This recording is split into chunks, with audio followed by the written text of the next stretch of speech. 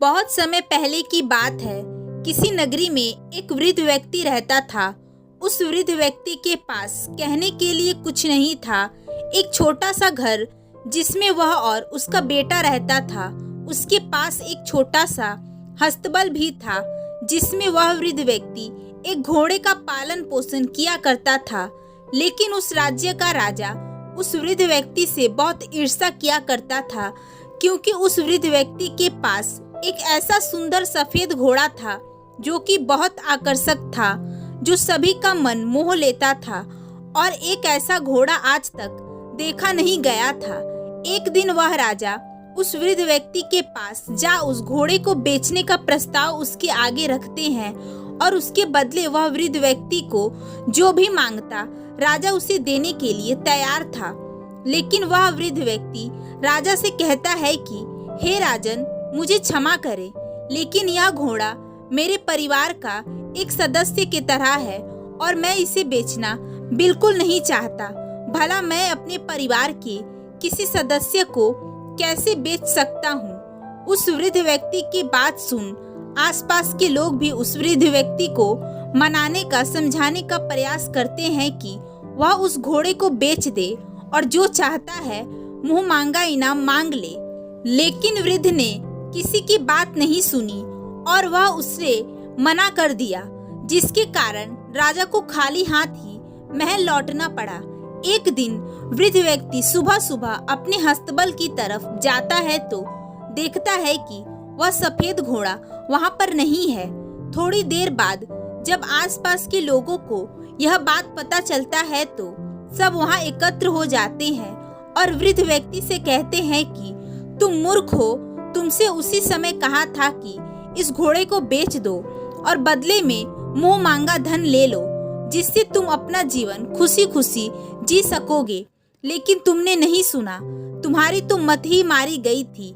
हम तो यह पहले से ही जानते थे कि यह घोड़ा आज नहीं तो कल चोरी हो ही जाएगा और तुम इतने गरीब हो कि यदि तुमने इसे पहले ही बेच दिया होता तो तुम्हारा जीवन सुखमय हो जाता।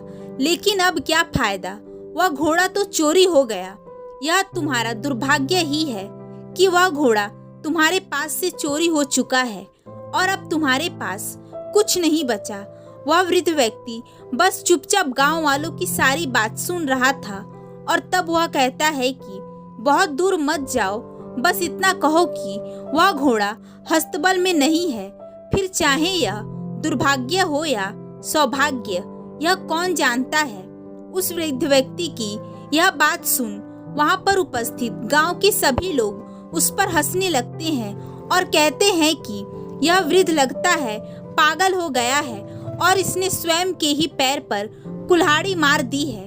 और यह कहकर हर एक गांव वाला जोर जोर से हंस रहा था। वृद्ध व्यक्ति सभी को ध्यान से देख रहा था, लेकिन वह किसी से कुछ भी नहीं कहता। वहां उपस्थित सभी लोग बस यह बोले जा रहे थे कि यदि उस वृद्ध व्यक्ति ने उस घोड़े को बेच दिया होता तो आज वह अपने जीवन के अंतिम समय को सुख से जी रहा होता। देखते देखते कुछ दिन बीत जाते हैं और फिर सप्ताह और ऐसे ही 15 दिन निकल जाते हैं और एक दिन रात में वह सफेद घोड़ा लौट आता है। वह घोड़ा चोरी नहीं हुआ था, वह तो जंगल में भाग गया था और इस बार वह अकेले नहीं आया था, बल्कि उसके साथ इस बार 1 दर्जन घोड़े थे। अगली सुबह जब गांव के लोगों ने यह देखा तो सब बहुत आश्चर्यचकित हो जाते हैं और उस वृद्ध व्यक्ति से कहते हैं कि यह तो तुम्हारा सौभाग्य है कि यह घोड़ा वापस आ गया और अपने साथ 1 दर्जन घोड़े और ले आया है। अब तुम चाहो तो राजा को इनमें से कोई भी 1 घोड़ा दे सकते हो। यह सब सुन वृद्ध गांव के लोगों से कहता है कि बहुत दूर मत जाओ, बस इतना कहो कि घोड़ा हस्तबल में वापस आ गया है और अपने साथ और घोड़े ले आया। अब यह दुर्भाग्य है या सौभाग्य, यह कौन जानता है। अब की बार उस वृद्ध व्यक्ति की यह बात सुन गांव वाले चुप रहते हैं। वह कुछ नहीं कहते, क्योंकि अब की बार वह जानते थे कि इस बार वृद्ध व्यक्ति के पास 12 घोड़े हैं, जिसे बेचकर वह कभी भी धनी हो सकता है और अपना जीवन सुख और चैन से बिता सकता है। यह सब घोड़े जंगली थे और उन्हें प्रशिक्षण की जरूरत थी। प्रशिक्षण के बाद इसे आसानी से बेचा जा सकता था। उस वृद्ध व्यक्ति का एक युवा बेटा भी था। उसने उस जंगली घोड़े को प्रशिक्षण देना शुरू किया, लेकिन वह सभी जंगली और बिगड़ैल थे, जिसके वजह से प्रशिक्षण देते समय उस वृद्ध व्यक्ति का बेटा जमीन पर गिर जाता है और उसके पैर में चोट लग जाती है। उसका पैर टूटकर जख्मी हो जाता है। गांव के लोग उस वृद्ध व्यक्ति से कहते हैं कि तुम्हारे बेटे ने इन घोड़े के कारण अपना पैर तो खो दिया, जो तुम्हारे बुढ़ापे का सहारा था। अब वह स्वयं अपंग हो गया है। अब भला तुम क्या करोगे? क्या यह तुम्हारा दुर्भाग्य नहीं है? इस पर वृद्ध व्यक्ति गांव वाले से कहता है कि दूर मत जाओ, बस यह कहो कि मेरे बेटे का पैर टूट गया है। अब यह दुर्भाग्य है या सौभाग्य, यह कौन जानता है। उस वृद्ध व्यक्ति की यह बात सुन गांव के लोग वहां से चले जाते हैं। सभी गांववासी वृद्ध को पागल समझने लगते हैं।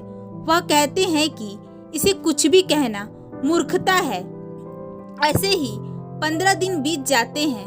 एक दिन पड़ोसी देश के राजा उस राज्य पर हमला कर देते हैं और उस नगर के सभी लोगों को जबरन पकड़कर ले जाने लगते हैं। वह इन्हें ले जा अपनी सेना में शामिल करना चाहते थे, लेकिन केवल उस वृद्ध का बेटा बच जाता है, क्योंकि उसका पैर टूटा होता है। और एक टूटे पैर वाले व्यक्ति का सेना में क्या काम। जिन लोगों को जबरदस्ती सेना में ले जाया जा रहा था, उनके लौटने की कुछ संभावना नहीं थी, क्योंकि पड़ोसी देश बहुत बड़ा था, बहुत विशाल था और उसकी सेना भी बहुत विशाल थी। और दूसरी तरफ यह राज्य बहुत ही छोटा था और उनके पास सैन्य बल भी बहुत कम थी, जिसके कारण यह राज्य हर युद्ध हार रहा था। अपने सगी संबंधी को बच्चों को जाते देख सभी लोग रो रहे थे। वह उसे वापस लाना चाहते थे। वहीं दूसरी तरफ वह वृद्ध व्यक्ति और उसका बेटा आराम से अपने घर में बैठे हुए थे। कुछ लोग वृद्ध व्यक्ति के पास जा कहते हैं कि तुम सही थे, तुम्हारे बेटे का पैर टूटना तुम्हारे लिए सौभाग्य था, क्योंकि तुम्हारा बेटा अपंग है। यदि वह सही होता है तो उसे भी आज पकड़कर सेना में ले जाया जाता, लेकिन आज वह बच गया। यह तुम्हारी खुशकिस्मती ही है कि तुम्हारा बेटा अपंग ही सही, लेकिन तुम्हारे साथ है।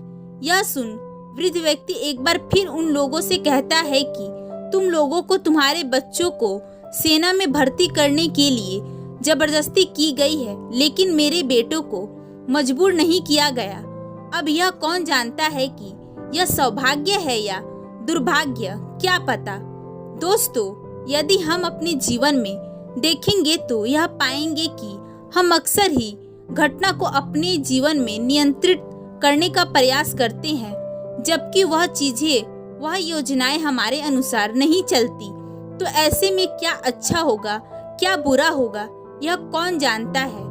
लेकिन यदि हम उन घटनाओं को नियंत्रित कर लेते हैं और घटना हमारे हिसाब से होती है तो हम बहुत खुश होते हैं, लेकिन वहीं पर यदि उसका उल्टा असर देखने को मिलता है तो हम बहुत निराश भी हो जाते हैं। हम अक्सर किसी भी घटना में, किसी भी परिस्थिति में निर्णय लेने में तेजी करते हैं, चाहे वह निर्णय सही हो या गलत, चाहे वह अच्छा हो या बुरा, यह कौन जानता है। क्या आप जानते हैं कि आपने जो निर्णय लिया है वह सही है या गलत, उसका परिणाम क्या होगा। हमारे साथ आज जो भी गलत हो रहा है, हो सकता है वह आपको आज ठीक ना लग रहा हो, लेकिन हो सकता है कि आने वाले समय में इसका ही हमारे जीवन पर बहुत अच्छा प्रभाव पड़ जाए। और ऐसा भी हो सकता है कि आज जो आपके साथ जो भी घटनाएं घट रही है वह अभी आपको सही लग रहा हो, लेकिन बाद में इसका प्रभाव बुरा हो। इस कहानी में वृद्ध व्यक्ति निर्णय नहीं ले रहा है, वह बस जो भी परिस्थिति उसके आगे आ रही है उसे बस स्वीकार कर ले रहा है। वह तो सुख और दुख दोनों ही भाव में ही संभाव है और संभाव को ही उच्चतम रूप माना जाता है। जिसे हम अनुभव कर सकते हैं। यदि आप अपने जीवन में खुश रहना चाहते हैं तो अपने जीवन में कभी कोई भी निर्णय जल्दबाजी में न करें, बल्कि समय लेकर लें, क्योंकि हो सकता है जो अभी आपको अभिशाप जैसा लग रहा हो, आगे जाकर वह आपके लिए सौभाग्य साबित हो।